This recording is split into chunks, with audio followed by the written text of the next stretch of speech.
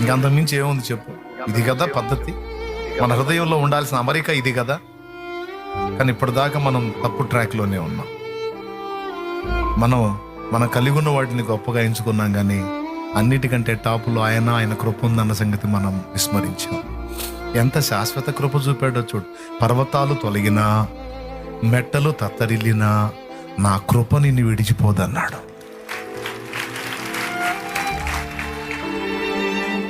అంత పర్మనెంట్గా పెట్టేశాడు కృపని మన వెంట.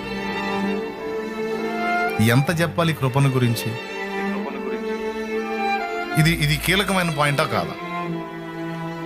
అదే మనం కలిగి ఉన్న వాటిని బట్టి గొప్పగా చేస్తే మనం అహంకారులం, మనం అయోగ్యులం, అపాత్రులం అని గుర్తించి మన అయోగ్యతను మనం ఎరిగి మాట్లాడినట్టయితే మనం దేవుని ఎదుట దీనులం. అప్పుడు ఇంకా ఎక్కువ కృప దొరికిద్ది మనకి.